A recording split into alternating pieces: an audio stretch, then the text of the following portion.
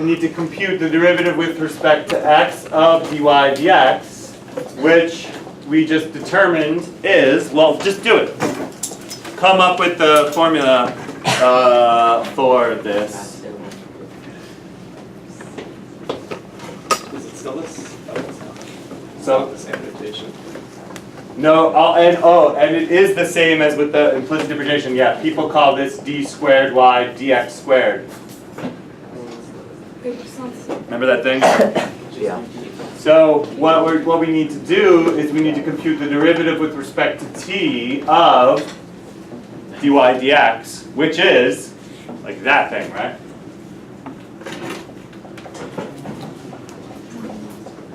Over dx dt.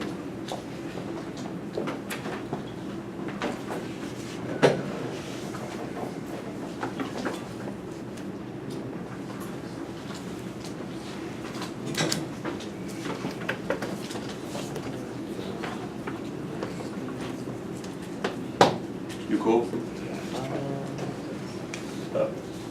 So I need to use like the quotient rule and like crap like that, yeah?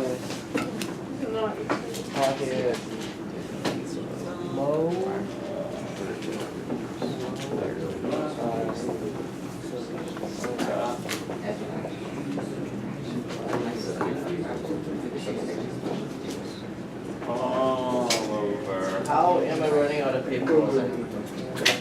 You can give me some. I think I did that right. Here's the top. Top. Here's the bottom. All the bottom squared. All over 2t. Yeah, yeah? Yeah, it's like over 2 Mm-hmm. 3t squared minus 3x.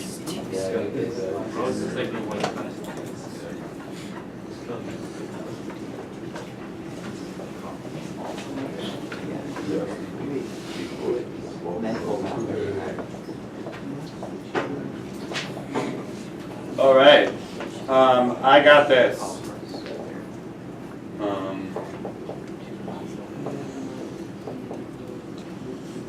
Someone back me up.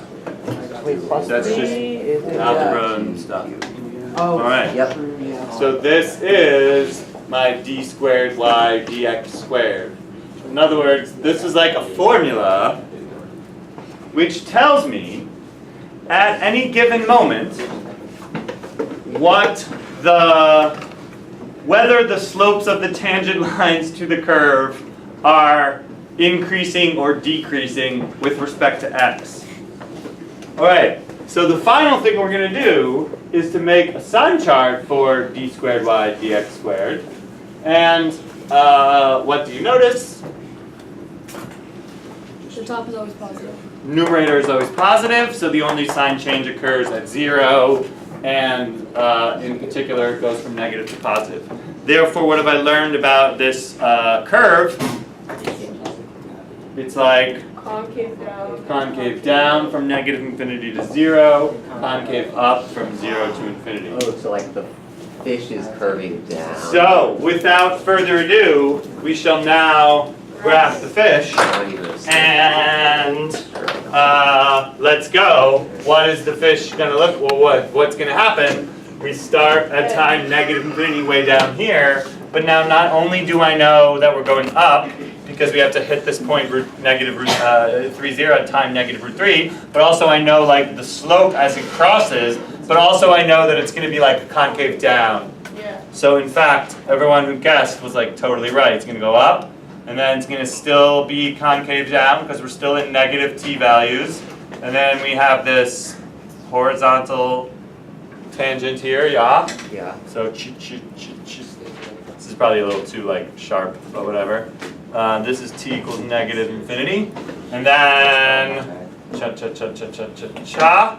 And it's at that, then we have this vertical tangent at t equals 0. At this point we cross over from negative t values to positive t values. And so our concavity changes and we become concave up. And then we have this horizontal tangent. And then shoop. It's a fish. Cha-cha. It's like a loopy-loop. T equals infinity. Woo! Okay, how are we doing? Good. Good. All right. Turning off this camera. We're done with this.